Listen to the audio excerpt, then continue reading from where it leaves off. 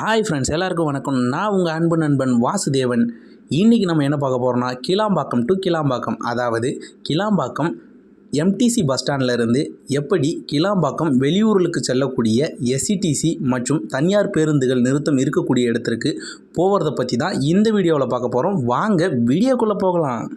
இப்போது நீங்கள் பார்க்குறது தான் கிளாம்பாக்கம் எம்டிசி பஸ் ஸ்டாண்டோட நுழைவாயில். அதாவது சென்னையில் இருக்கக்கூடிய எல்லா முக்கியமான பகுதிகளிலிருந்து வரக்கூடிய எம்டிசி பஸ் எல்லாம் இந்த வழியாக தான் உள்ளார வரும். இங்கிருந்து தான் நம்ம எப்படி கிளாம்பாக்கம் வெளியூர்களுக்கு செல்லக்கூடிய பேருந்துகளுக்கு எப்படி போகிறதுன்றதை பற்றி ஈஸியாக பார்க்கலாம்.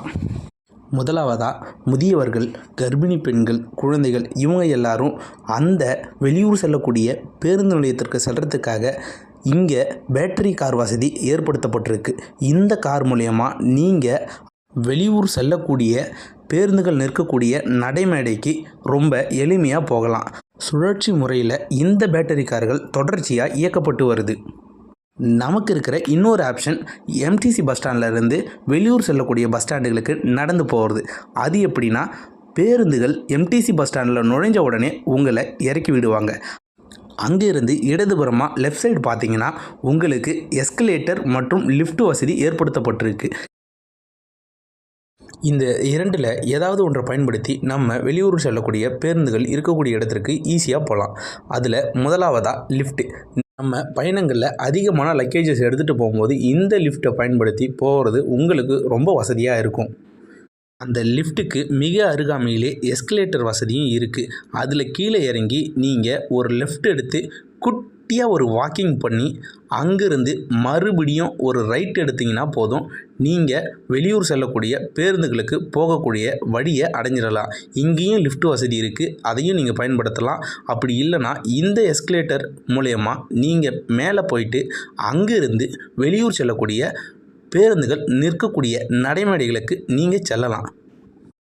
இந்த இடத்துல எஸ்கலேட்டர் வசதியும் லிஃப்ட் வசதியை தவிர்த்து படிக்கட் வசதி இருந்திருந்தால் நல்லா இருக்கும்ன்றது என்னோட அபிப்பிராயம்.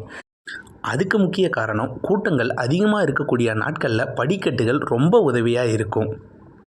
இந்த எஸ்கலேட்டர் வழியாக மேலே வந்ததும் நம்ம ஏதோ ஓவியங்கள் வரைஞ்சிருக்கக்கூடிய சுவர்கள் பக்கத்திலே இருக்கக்கூடிய நடைமேடையில் தொடர்ச்சியாக நடக்கணும்.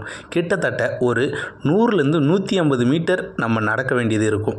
அங்கேருந்து நம்ம நடந்து போகும்போது நம்மளுக்கு சோர்வு தெரியாமல் இருக்கிறதுக்காக வரைஞ்சாங்களா என்னன்னு தெரியல. பட் ஆனால் உண்மையிலே அவ்வளோ அற்புதமான ஓவியங்கள் இந்த சுவர்களில் தொடர்ச்சியாக வரைஞ்சிருக்காங்க.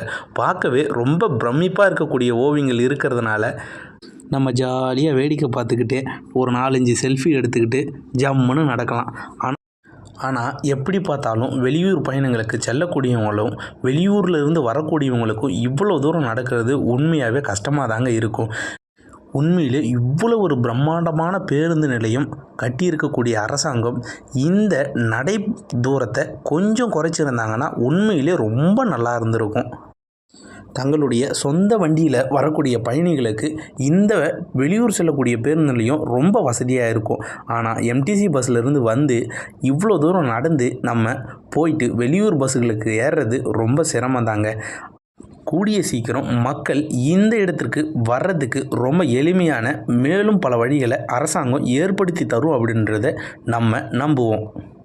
நம்ம 150 மீட்டர் நடைப்பயணம் முடிஞ்சதும் நமக்கு மிக பிரம்மாண்டமான இந்த மைய வளாகம் நமக்கு காட்சி தரும்.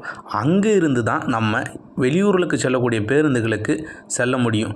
குறிப்பாக நடந்து வரும்பொழுது கார்னரில் இருக்கக்கூடிய வலதுபுறமாக போனீங்கன்னா நம்ம வெளியூர் செல்லக்கூடிய பேருந்துகள் இருக்கக்கூடிய நடைமேடைக்கு ஈஸியாக போயிடலாம். அங்கிருந்து நீங்கள் திட்டமிட்டபடி வெளியூர் பயணங்களை தொடரலாம். இதே போல் வெளியூர்களில் இருந்து வரக்கூடிய நபர்கள் பேருந்துகளில் இருந்து இறங்கி இந்த மைய வளாகத்திலிருந்து நீங்கள் வெளியே வந்ததும் நம்ம சூப்பர் ஸ்டார் ரஜினிகாந்த் சொல்கிற மாதிரி ரிப்பீட்டே அப்படின்ற மாதிரி மறுபடியும் அந்த ஒரு 150 மீட்டர் நீங்கள் நடந்து தான் அந்த பகுதிக்கு போக முடியும். இந்த வீடியோவில் ஆரம்பத்தில் நான் சொன்ன மாதிரியே உங்களுக்கு பேட்டரி கார் வசதி நீங்கள் வெளியூர்லேருந்து வரும்பொழுது எம்டிசி பஸ் ஸ்டாண்டுக்கு போகிறதுக்கும் அவைலபிளாக இருக்கும். சில சமயங்களில் நடைமேடைகள்லேயே உங்களுக்கு பேட்டரி கார் வசதி கிடைக்கும். அப்படி இல்லைனா இந்த மைய வளாகத்துக்கு வெளியே வந்தீங்கன்னா பேட்டரி கார்கள் நிறுத்தி வச்சுருப்பாங்க. அது மூலயமாவும் நீங்கள் எம்டிசி பஸ் ஸ்டாண்டுக்கு போக முடியும். இந்த 2024 வாக்கிங் போயிட்டு உடம்பை குறைக்கணும்னு யாரெல்லாம் ரெசல்யூஷன் எடுத்தீங்களோ அவங்க எல்லாம் பேட்டரி காரை பயன்படுத்தாமல் இந்த நடைபாதை வழியாக உங்கள் லக்கேஜை எடுத்துக்கிட்டு நடந்து வந்தீங்கன்னா பயணம் சக்ஸஸ் ஆகுதோ இல்லையோ உங்களுடைய 2024க்கான ரெசல்யூஷன் சக்ஸஸ். அந்த சந்தோஷத்தோட இந்த எஸ்கலேட்டரில் இறங்கி அந்தாண்ட பக்கம் போனீங்கன்னா எம்டிசி பஸ் ஸ்டாண்டு வந்துடும்.